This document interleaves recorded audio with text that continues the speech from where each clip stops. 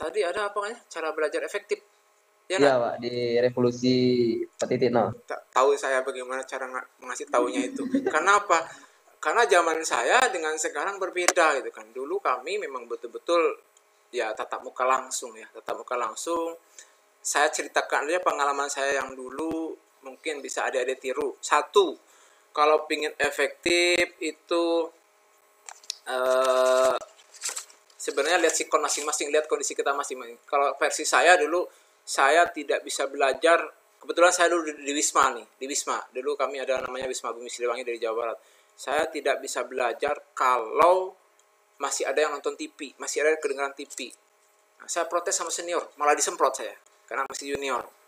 Kamu sudah mahasiswa, harus ngatur sendiri. Oke, akhirnya apa? Jam 9 orang nonton TV, saya tidur. Jam 12 orang tidur, jam 2 orang tidur, jam 3 saya bangun. Ya seperti itu. Jadi ini trik kita masing-masing itu. Kalau ingin belajar supaya bisa masuk, itu trik kita.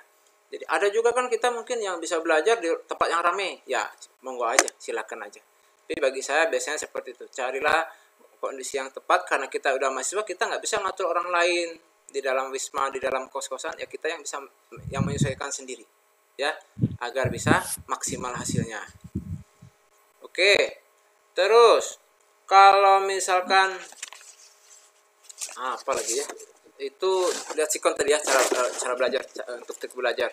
Kalau misalkan mau belajar, yang paling penting tadi, kita juga harus tahu karakter masing-masing dosen ya.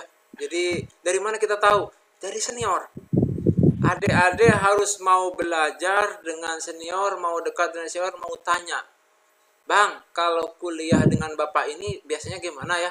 Tugas-tugasnya biasanya apa? Itu adik-adik harus tanya. Ingat, adik-adik tidak sama dengan kayak di SMK. Adik-adik berbeda kalau udah kuliah. Adik-adik butuh senior. Adik-adik butuh senior. Tapi ingat, itu senior yang bukan mempelonco. Ya beruntung sekarang memang nggak ada pelonco-pelonco ya. Zaman dulu memang masih ada pelonco-peloncoan. Sekarang nggak ada pelonco-peloncoan, jadi tapi terus terang adik-adik butuh senior. Itu yakin itu. Minimal menanyakan karakter dosen masing-masing, menanyakan bentuk tugasnya, atau barangkali nanti dikasih kopian tugas-tugasnya. Walaupun tidak untuk dijiplak, tapi itu minimal nanti tugas itu bisa untuk acuan adik-adik. Ya, itu kayaknya ya yang bisa diapain. Terus yang penting lagi, belajar ini tidak juga hanya mesti mentang-mentang saya pinter, saya akan masuk sekali, habis itu saya nggak akan datang lagi, saya ujian. Itu juga belum tentu efektif, belum tentu bagus. Kenapa? Karena di sini ada sistem. Jadi kehadiran itu sudah banyak sekarang jadikan prasyarat. Jadi kita yang hadir itu dalam perkuliahan walaupun dunia maya itu harus lihat ke sistem, ke e-learning. Harus diceklis ke sana, dan kehadiran yang diproses untuk nilai itu kita sudah sepakat semua dosen minimal kalau adik-adik hadir 80% dari kegiatan yang terlaksana. Jadi kalau misalkan 16 kali pertemuan, 80%-nya tuh rata-rata berarti maksimal tuh kalau tidak salah adik-adik boleh izin hanya 3 kali. Ya, 3 kali. Itu nanti sudah adik-adik berjuang, sudah maksimal, tapi kehadirnya dianggap angin lalu, sehingga apa yang terjadi? Yang terjadi adalah gagal, akhirnya belajar kita yang pinginnya 4 tahun tamat, karena banyak ngulang, karena gagal, apa yang terjadi? Ya jadi lambat seperti itu ya.